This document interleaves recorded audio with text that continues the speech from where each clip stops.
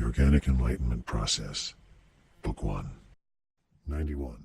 It's healthier for kids to know it was a trick than to think the woman got sawed in half and put back together again by magic.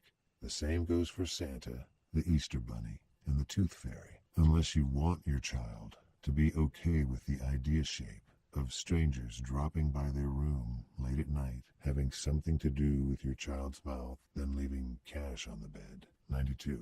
As intelligent beings, we are capable of learning from our mistakes, and we are capable of not repeating them, history. But obviously, we don't, because we do. We come back to the drama like a junkie to the needle, like a drunk to the bottle. Recognize that you might have a problem. Stand up, spiritually speaking, and say, my name is, and I'm a dramaholic.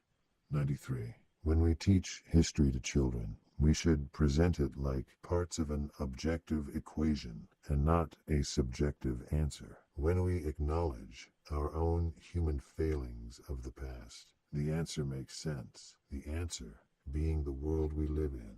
Explain honestly how and why things were before awareness became the new standard. Show how acting from a position of ignorance and resistance to love leads to all that was and all the negative byproducts that ignorant, loveless thinking generates. What are those ignorant, loveless byproducts generated by ignorance of truth? Open your eyes and look around. 94. The biggest barrier to enlightenment is enlightenment. Enlightenment prevents enlightenment. Enlightenment is a powerhouse word attached to huge implications of vast personal and cosmic change and complete transformation. It is a crossword puzzle you can get lost in, keeping you perpetually distracted from actually achieving your natural, true, enlightened awareness. You can't appreciate the diamond in your hand if you are digging for it. Dig. 95. Bringing the soldiers home.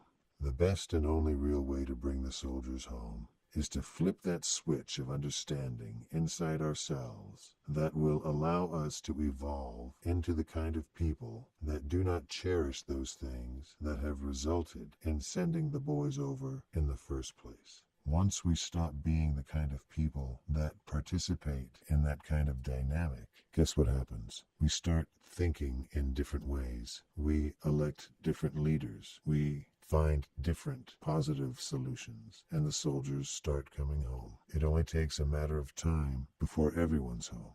How do we bring them back? You have to change. How do you change? Identify yourself as a first element being of unopposed joy, instead of just the product of this duality-based universe of light and dark, good and bad. Bringing the soldiers home, one civilian at a time. 96. In God we trust. No problem, so long as we don't say in whose God we trust. Prayer in school? Absolutely not. Pray at home. Parents, you teach your children how to be spiritual beings, not some overworked teacher. That's gross. 97. It could only have happened now. Things had to get to their current state of complete ridiculousness before people could understand the truth behind the 180-degree flip to truth. At a deeply aware level, be glad things have devolved to this level of badness, because if they hadn't, things could never get better. 98. One solution to the predominance of negative information on the news: broadcast only the positive byproducts of war. Instead of highlighting the negative side, show a celebration of all the good things war can bring to our land. It doesn't matter where our latest war is in the world. Show us the happy people who have profited because of it. Happy bullet manufacturers and their well-fed children. The goal of the third element is to increase profits at any cost. And since the cost is quite heavy in human lives and suffering,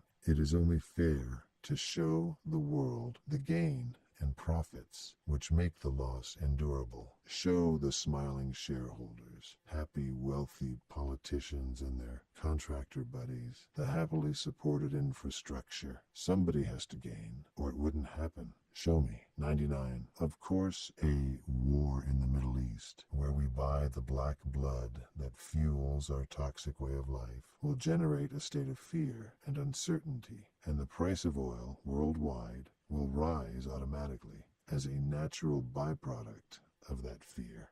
So no effort goes into raising the price of oil. Effort simply must be put into raising a war. Profits roll in as a natural byproduct. Do you understand? Anyone who personally profits from a natural byproduct of war shouldn't be allowed to send people to war. Apply that effortless profit dynamic to any war. 100. If we switched to a blankets and apples monetary system instead of gold and silver, we'd be in much better shape. Set about collecting as many as you need to keep warm and not hungry, for they are the truly valuable things in this world.